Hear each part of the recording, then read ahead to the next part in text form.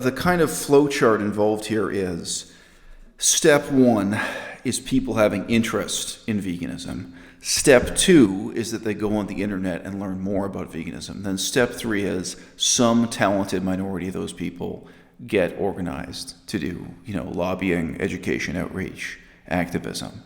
But it is true the metrics we're looking at here are only looking at that first step. However, it's also out of that broader public interest that you get donor support for the movement, so on and so forth. So when you have declining interest, it's true, I'm conceding the point here. Declining public interest is not the same as the decline of the movement. However, I think you have to sound the alarm when you're looking at several years of decline in interest. Yeah. And as you know, in the video, I make the point, if I were using these statistics to tell you the opposite, which we all were just a few years ago. I mean, I don't know how long you've been in the vegan movement, but just 5 years ago, everyone was pointing to the same type of statistics and saying, hey, look, the amount of interest in veganism is doubling and tripling and so on. That was quite appropriate at the time. I think you probably know what was inappropriate or unfortunate about it was that it led people to a sense of reckless optimism about where social media would take us. So that's why I think it's so meaningful to reflect right now. Where is social media taking us as the tide goes down, as those numbers are going down? Yeah. Right. So I think it's great that the discussion that was started by the video, people did follow up. So, I followed up by putting together a list of, I think, about 28 YouTube channels and crunching the numbers on those. And then that inspired my friend Theo. So I won't use Theo's full name, but his YouTube channel is actually called Activist Journeys. But I sent you that. So the discussion led to looking for more statistics to back up what the first video showed. And Theo put together the list of, I think it's 286 YouTubers. And then he followed it up further. So, okay, all right, I'll try to put this in a soundbite form, okay? It's true. The first step was to look at Google Trend data and then to look at a survey of vegan YouTubers. We then moved that forward from about 28 YouTube channels to about 300 YouTube channels. And you've got the link for the full list.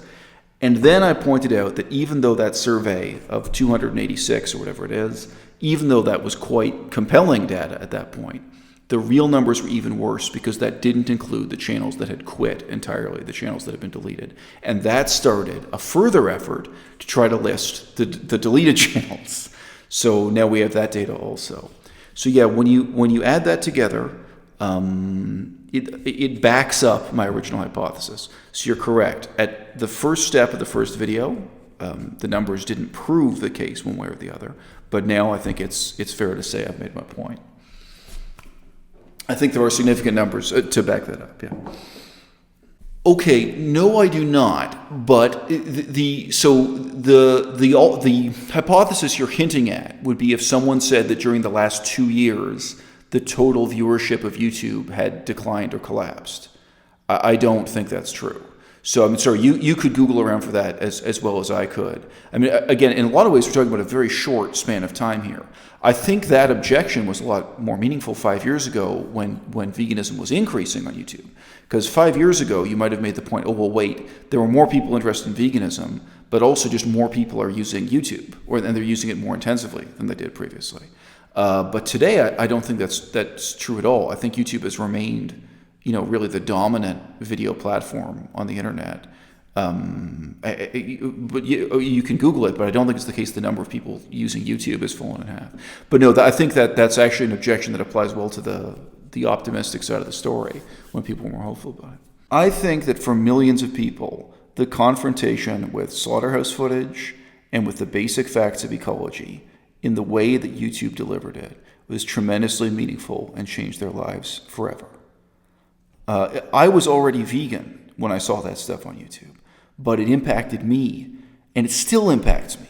Like, I edit slaughterhouse footage, and it still has an effect on me, to this day. And I think there's no doubt that hearing people talk about fitness and diet and exercise and all of those things also, there's a unique power of hearing that in your own language, and often someone of your own age group too. retired people can hear elderly people talking about this stuff and get the message, hey, you can do it. Like you can hear someone in their 60s talk about becoming vegan in their 60s, and teenagers can hear teenagers talk about it. I think there is something uniquely powerful and significant to the role YouTube has played for veganism in the last 5 years. The problem is that it led many of us into a reckless sort of self-confidence about what would happen next with the vegan movement. And here's what I would emphasize to you. If veganism is not increasing on that trend chart, then we're losing. If the line is just stagnating, then that means our movement is losing because, as you know, millions of animals are dying every day. The Earth's ecology is being destroyed, and also human beings are dying of heart attacks and cancer that could be avoided. It's never going to satisfy us to stagnate, especially not at this stage where we're a tiny, despised minority. But as long as the arrow on the chart was going up, up, up, people could delude themselves. And I still hear this literally to this day. I heard it just yesterday from Gary Francione in a YouTube video. I heard it from that vegan couple a couple days ago. I hear people saying optimistically, if only you could go out and convince one of your friends to be vegan, and then next year your friend convinces one person to be vegan, then, within 5 years, the number will have doubled and doubled. I've heard that said at so many keynote addresses, speeches, lectures, from academic context to activist context. People could delude themselves into thinking that was working when that Google trend line was going up, up, up, when the YouTube views were going up, up, up. Okay? It wasn't true then, and it's not true now. And if the line is either stagnating or declining, I think that makes us face up to the fact that optimism was misplaced. Okay. I think it's misleading. Misleading, think about the meaning of the word misleading. Misleading doesn't mean anyone's lying to you. It doesn't mean there's a scam. It doesn't mean there's a fraud. But people are being misled by that. You could have the same number of vegans living in a city, and all of them are scraping by with eating at the same restaurants as meat eaters. And you can also have the same number of vegans in a city, and there are many successful vegan restaurants because they literally cater to meat eaters. That commercial aspect, it's not that it's bad, it's just that it's misleading. So I currently live in a very small city in Taiwan. Here, I'll just Google and give you the population here. Population. I live in a city of 80,000 people, and there are about 50 vegan restaurants here, about 50. If you include like small hot dog stands as restaurants, if you only include like a big building, maybe the number is more like 30. In Chinese culture, a lot of restaurants are very informal, more like a hot dog stand. All of those restaurants are making their living selling vegan food to meat eaters who sometimes eat a vegan meal. That's the mass market. So that's not evil, but that has become normalized in Chinese culture. The vast majority of Chinese people eat tofu several times per week. They also eat pork several times per week. So it's very misleading to point to tofu sales and say people are buying more tofu, and to conclude that more people are ethical vegans, or even that more people are non-ethical vegans, but who have some kind of mandate to create a vegan society to support the vegan movement. Well, that's why they use the term. Yeah, they're conscious flexitarians.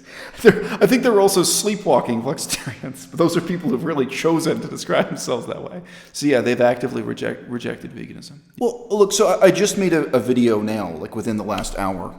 And I already just got hate mail for it before we started, in the 2 seconds before we came out of this conversation. But, I'm fundamentally optimistic because I do not think veganism needs to have 10% of the population supporting it to succeed.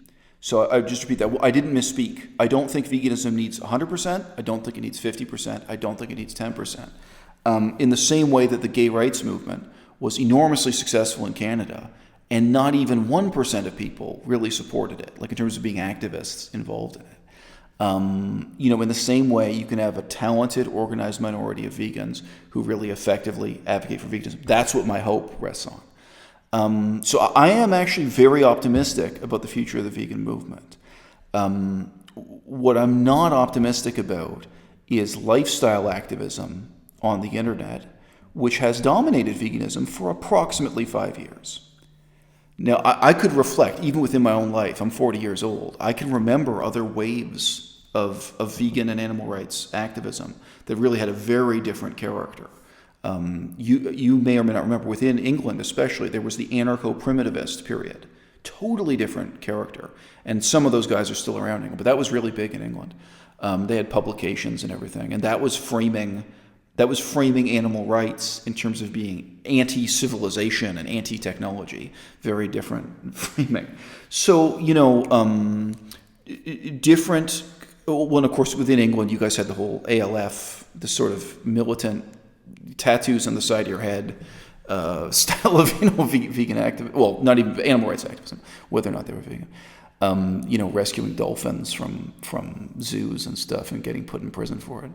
So, different waves have come and gone. I think, what I'm trying to do is draw people's attention to the fact that this wave actually is on the way out now, and it's really time to ask what's next.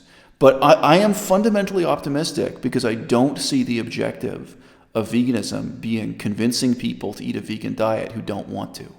I really see the phase right now as being recruiting talented, hardworking people to get out and make the same kind of difference that somebody like Ralph Nader made. Ralph Nader was an activist for car safety in the United States. Nobody cared about car safety. He didn't have 50% of Americans supporting him. He didn't even have 10% of Americans supporting him. Less than 1% of Americans cared at all about car safety, but they cared a lot because a lot of them were people where, their cousin had died or their brother had died in a car accident. You had a small, well-organized, passionate minority of people who really had a big impact politically, including through public education. Okay, so I'll answer in a way that draws it back to my original video. So the original video where I'm in black and white, you notice at one point I put up on screen the number of supporters people have on Patreon. Isn't it amazing that you only have to convince 300 people that you have a good idea to get enough funding and support to take action on that idea? That's what I'm optimistic about. So think of how hard it would have been in 1965 to photocopy some pamphlets and convince 300 people to support you, like financially, ultimately, maybe with their time and effort also. The threshold for success when you're looking at veganism ethically and politically, like in terms of just pure political, is now really low. Like I only need to convince 300 people I've got a good idea. That's powerful. So that's where the potential lies. And I think that's obviously a really positive element that's come out of the silliness and the exuberance of the last 5 years of vegan activism being preoccupied with the internet this way. Yes, money, fame, power, sex, not necessarily in this order. These are really powerful motives. And they have, driven people and rewarded people to devote their lives to YouTube and in some cases to vegan activism in a way that nothing else would have. Now, if you talk to people who are really honest, those elements were always present in politics and even in dissident activist politics in the 1960s and 1970s. I met a very sincere anti-Vietnam War protester, but he did a lecture tour. He was a famous he wasn't just a normal protest. He was a leader or whatever, and he admitted to me that he slept with an unbelievable number of young women in that period, and that I guess it would have been early 1970s, going around being a charismatic speaker for against the Vietnam War, and what a contrast this was to other political causes in his life. So those elements have always been there. Maybe it's ultimately healthy that the internet has forced us to face up to those things in a somewhat transparent way, that it kind of holds up the mirror for us to see that and to see who's motivated about what. Sure. So look, whether or not she uses the article, I just say I am really aware the United Kingdom, and England specifically, has a unique history in veganism, vegetarianism, and animal rights. It's unique for better and worse. You guys were also the home of the most extreme animal rights terrorism that I think really set the movement back by many years. It created many negative stereotypes about animal rights and haunted us for many years. You have a lot of terrible case studies that way. However, England has a uniquely powerful history with animal rights, and it's the country where the word vegan was created, the first vegan society created, so on and so forth. My concern is this. What percentage of the people who now eat a vegan diet are in any way supporting vegan activism or the future of the movement? I am right now living in the most extreme case study possible, where vegan restaurants are everywhere, vegan food products are everywhere. They literally have vegan beef jerky at 7-Eleven here. But the vegan movement is nowhere. It's non-existent. There's no vegan movement here. Where veganism has just settled into the economy and the culture as a type of restaurant and a type of diet. And, some of these people are ethical vegans, but they're still not part of a movement. They're still not pushing for social change. They're still not trying to achieve a vegan society. I shouldn't even say that. A vegan society is too vague. They're still not trying to end the slaughter of animals. That's, basically to end mechanized slaughterhouses is a reasonable minimum goal for veganism. If you're not working towards that, from my perspective, it's like, well, we can have all the processed tofu beef jerky for sale you want, but we're still not really making progress as a movement. So that's a different kind of threat and a different kind of concern. Well, I ask you this too, because this is a sincere human question. Again, you could use this in the article. You could open the article by asking this hypothetical question. Have you been to a vegan picnic, like a vegan meet and greet, where you're meeting people you don't already know, and you're shocked that the people there only talk about food? There's no... So maybe you don't have... Maybe when you go to those kinds of events in England, maybe you go to them and you meet vegans, and they're also concerned about, politics and the future of the movement, this kind of thing. But let me tell you, in Canada, that's 99.9% of the people you meet. And they're people who are committed to the vegan diet. And they don't give a fuck. They have no interest. They do not care. They do not think in terms of this being a movement that's progressing towards a goal of actually closing down slaughterhouses. They have no... So again, it's not even a question of it's not a distinction between people who are activists and people who are non-activists. It's kind of inert vegans versus vegans who really are working towards, the creation of a vegan society, pushing towards those goals. Which, again, they may do that by donating money, or they may do that by watching YouTube videos. Let's be honest, a lot of people are not going to be activists, but there's still going to be vegans pushing for social change. Anyway, look, I was just going to say, even though you're only talking to one person at a time when you go to a picnic like that, I find you can really hear in their voice. They'll put up with you if you're talking about ethics and politics and activism or, slaughterhouses or animals. But then you see what they're really interested in talking about is the difference between authentic and inauthentic Thai food. I know a lot of stuff about food like that, but I don't care about it because I've lived in Thailand and, I've been vegan and I've tried. I really do not want to tell you the difference between Thai food in the United States and Thailand. It is of absolutely no... I have an answer to the question too. I could talk to you for an hour about that topic, and I could tell you about where the best Thai restaurants are in Seattle and, in Paris, France. But I have absolutely no interest in that, when I'm interested. So I just say, even though it's on that human scale, it's not going to be data. I think a lot of us walk away from those social engagements with the chilling sense of the hollowness of some of those statistics about veganism. So yeah, when I look around at something like the metrics you've heard me discuss at such length, who's actually interested in veganism and who's interested in vegan activism, and why is it that someone who's genuinely famous within the movement, like Gary Francione, has so few people who are interested in hearing what he has to say and so on? I think those are all really meaningful warnings for us to kind of pay attention to. You should mention that in the same article, because I mean, I think that's the same. I think that's another kind of indirect metric. When you're looking at the numbers for your own articles, it's like, well, what if we actually have a problem with people just being interested in food? And again, it's not. I'm not saying that's evil. I'm saying it's misleading.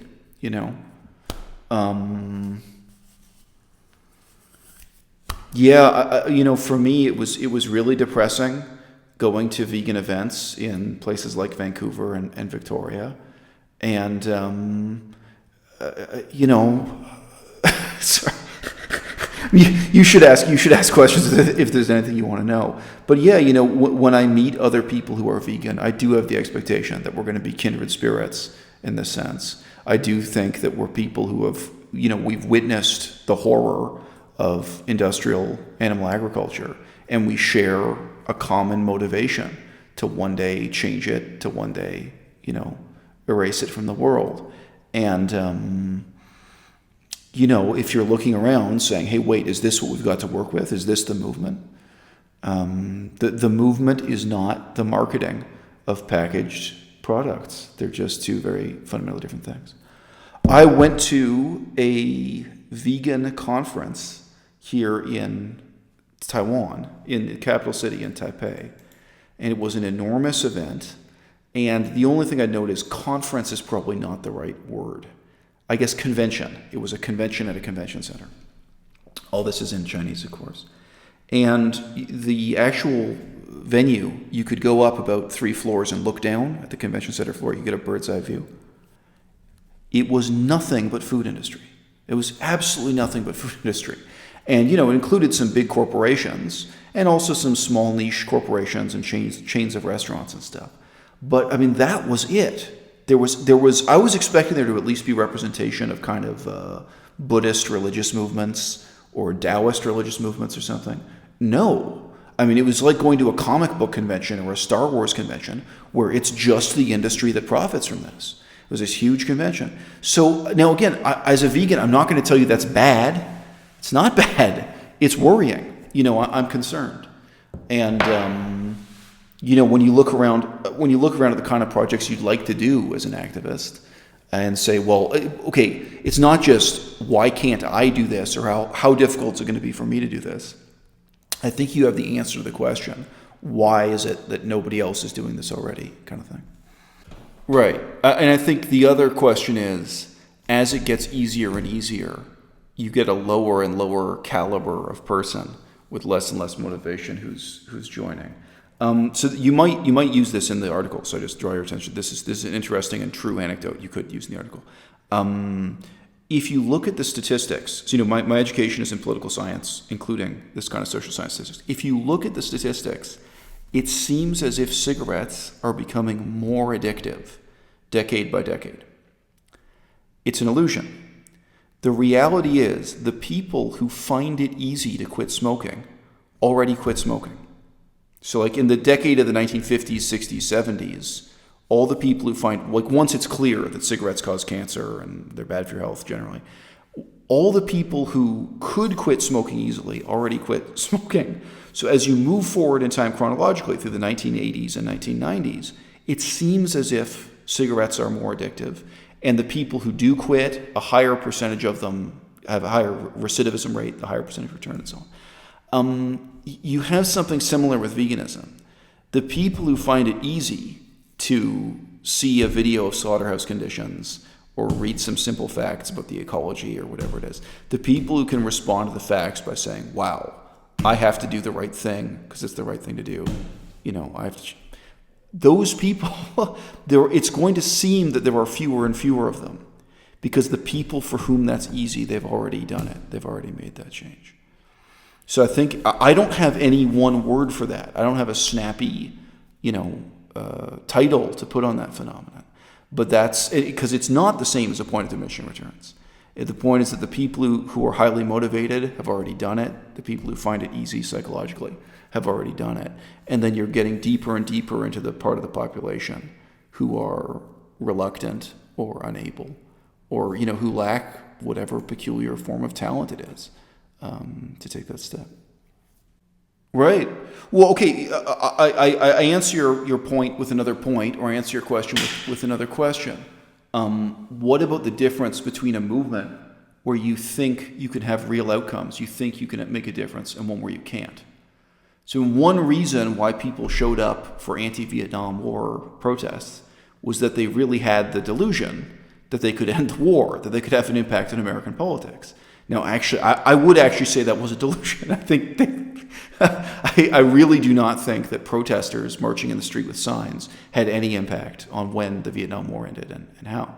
But the belief that you can make a difference, or that there are real outcomes. Now, I am opposed to the old illegal methods of Animal Rights Act. I really am. I'm totally morally opposed to them. However, you can see that obviously part of what motivated those people was the fact that if they stole a dolphin, they got to see that dolphin go free. And I saw an interview with a multimillionaire. You could Google this. You probably have the story on PBN. There was a multimillionaire who was one of the co-creators of the TV show The Simpsons. The Bart Simpson, Lisa Simpson. So he had millions and millions of dollars. And, he got so frustrated with other forms of activism that at the very end of his life, the last couple of years, he spent all his money on direct animal liberation, by which I mean like buying all the animals in a circus and setting them free. So it's legal because he's a multi-billionaire. But we literally buy elephants, out of captivity and stuff. And he said, the reason I do this now is because all the other forms of charity I donated to and all the other forms, there was no tangible outcome. There was nothing you could see. There was no impact. So this has a double-edged sword for us. 5 years ago, vegans said, come here on YouTube, do yoga in skin-tight clothing, show off your body, tell people how happy you are being vegan, and you'll get outcomes. You'll get to see the outcomes. And we all know there's a sense in which that's true, and there's a sense in which it's complete bullshit. Okay, now what happens when all the money disappears from that game? What happens when all the other motivations disappear from that game? Now we're left really, wondering. We're having to look ahead at a new chapter for veganism. In many ways, as you know, I think that was kind of a dangerous distraction for the movement. But you can also say, okay, so what are the lessons learned now going forward? Because people are very profoundly motivated by outcomes they can see or touch or hear.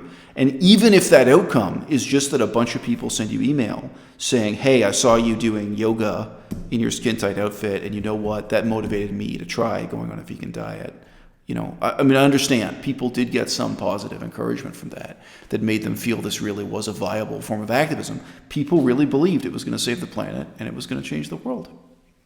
Yeah, I think the next step is going to be challenging education and children's entertainment. I think that's the next step.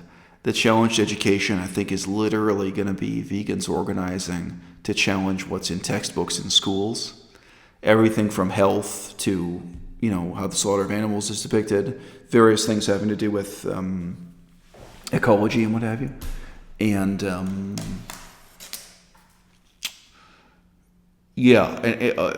so there's a whole range of things I think they'll formally challenge in school curricula, in how schools teach ecology, animals, what have you. And then I think there's going to be that's obviously a more hostile process of negotiations and objections and what have you. And then I think there's going to be a more positive and creative element of vegans having to create new storybooks and new movies and new cartoons, and of trying to challenge the culture that way. I think that's probably the next step. Yes, and comic books too. So comic books are another very important example. Yeah, I do. And for me, I can now look back on my life and my childhood, and I can see how many ideas about the world I got from comic books as a child.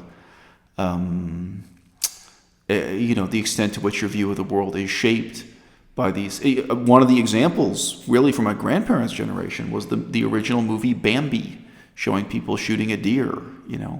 I know it's corny. It's something. It's now a joking thing, but no, a whole generation of people were shocked and horrified by watching Bambi die in that cartoon.